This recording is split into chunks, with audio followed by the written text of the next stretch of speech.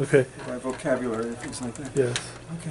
1, Okay, 2, so 3, 4, 5, 6, 7, 8. I just want to get my voice into a little bit of. Sure. Sure. Make sure you have enthusiasm. Okay.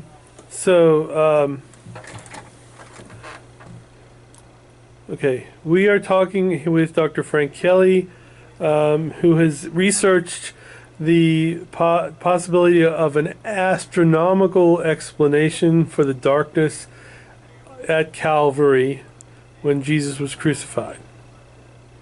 Can you tell us about this? Like, originally, wasn't it that I'm trying to remember the name of the person? Wasn't it his name Larson, the lawyer who used astronomical software to show things about the birth and passion of Christ in terms of the stars? Yeah, I've talked to him and I studied what he did. I actually we have a group called the Catholic Association of Scientists and Engineers. And one night, and one of the meetings, we actually showed his video. He's got a video called the Bethlehem Star or something like that. And he's a lawyer, and it's a very beautiful video that is well produced and has beautiful music. His wife, I think, composed the music or had something to do with it. And it's a very nice thing. And the theme of that particular video is that he found that Jupiter, at a certain time, near the time of the birth of Jesus, went into a conjunction with Regulus. The star it's right in the plane of the ecliptic, Regulus, and it stands for King. It's the King star, and it's in the constellation of the lion, so Leo the lion, and so yeah, the Lion of Judah, etc. Regulus. So you can get that video from the internet, and it has to do with that particular conjunction, and it has to do with the birth of Jesus and when he was born, etc. That a part of that same video, he talks about some things happening at the time of Christ's crucifixion, and Isaac Newton had, from history and from his knowledge of astronomy, deduced that the best day for the crucifixion of Jesus was April the 3rd, or April the 3rd or 4th, 33 A.D. And that turns out to coincide with a lunar eclipse, which by a stretch could be possibly seen in Jerusalem, but people doubt that it really could be.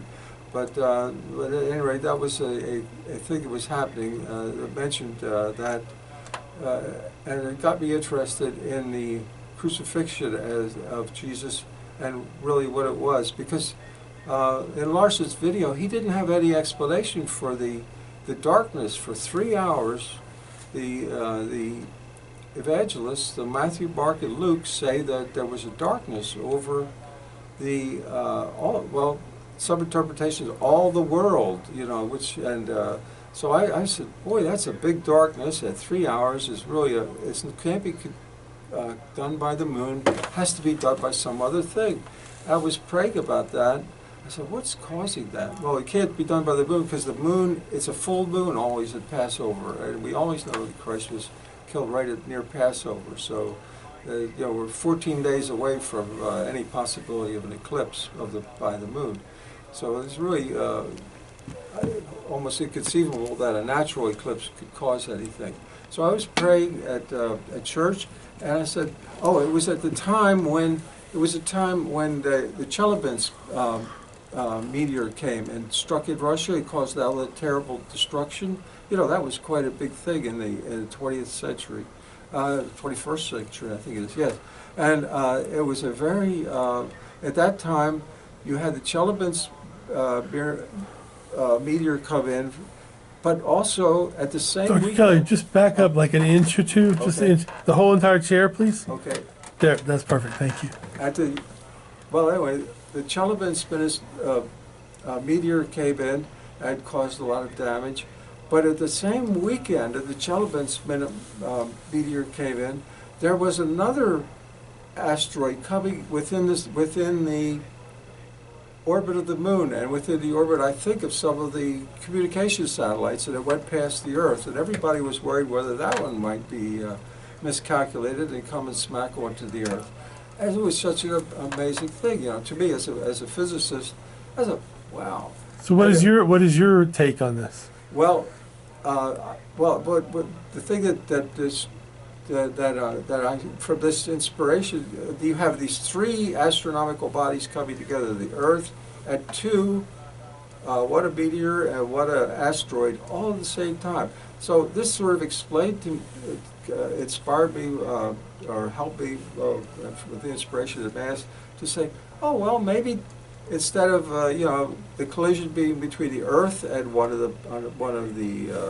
this meteor in Chelyabinsk, it was a collision of two meteors out in space, causing a huge dust cloud, and that would be something to obscure the sun, and it would just happen in such a way that it would obscure the sun during the time of Christ's suffering.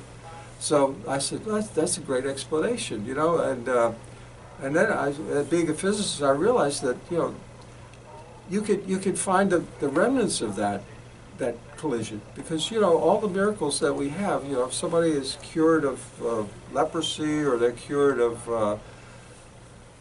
any of the things, they go to the doctors afterwards, and the doctor says, yes, indeed, that is you're cured, and there's a physical there may be some physical scars from whatever was ailing you, but the cure is also physically present. So you can actually prove a lot of miracles that way, in the sense that this doesn't happen naturally, etc. So I said, well, possibly we could find the dust from the meteors, from the collision, or we could find also in space the fragments of the collision, because usually if the two things smash together in space, you get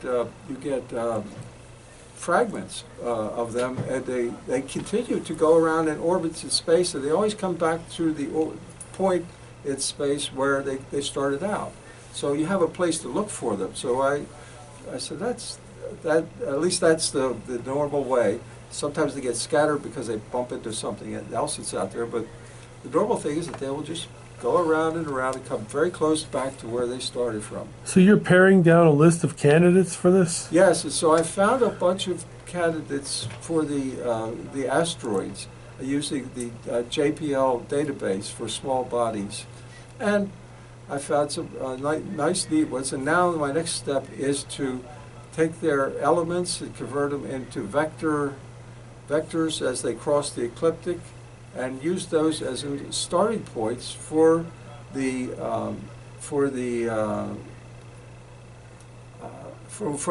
asteroids, and see if they come out to where they are, close to where they are now, and see if we get some good corroborating evidence that these particular asteroids could have been the result of the fragmentation collision that could have caused that dust cloud. So in summary, how promising is your research?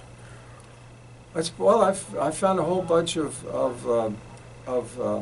possible asteroids, and it's interesting. This is a kind of a study that's classical in asteroid research, as I've found. We'll be working with a family of asteroids, that well, but the only difference is that we would now know precisely the date and time and place where they originated from, because that's one of the big things that asteroid scientists like to find out is, well, if this is a family of asteroids, where did it start? Well, of course, we know that from the Bible, a bunch of good witnesses there, Matthew, Mark, and Luke, plus we have the fact that it was seen by St. Dionysius when he was in Egypt, and it was seen, as I believe, there was a big eclipse seen in China, and there was an eclipse that was out of time, and it was seen by the emperor and the people and his astronomers during the time of Christ. And what do they call it in China? Heavenly Man Dies eclipse. It was such a strange eclipse. They thought it was out of time, and it was, it must have been very scary to them, according to some of the recounts that I've seen. So we have a good possibility that we'll get some good corroborating evidence by studying these asteroids, and maybe even sending spacecraft to them to see if they actually show evidence of being recently generated. Because if they were generated a billion years ago in space, they would be more space weathered than if they were recently generated 2,000 years ago. So if you were going to summarize your research in just 3 or 4 sentences, what would it be? Well, we're studying a new family of asteroids I call it the Christian Asteroids family, because we can find the elements of the family, we will be able to know when they were generated, where they were generated, and how they were generated, and also it will corroborate the great story of the eclipse of the sun. It will give a reason for it, and we'll go out. We could also go look for the dust, for example, in glaciers too, to find the dust from that thing. So all in all, it looks like a wonderful study about the most important event in all of human history. And we'll have relics from that if we bring back some of the asteroid pieces, as is now what they can do with our spacecraft. So Thank you, that's the Dr. story. Kelly. Thank you.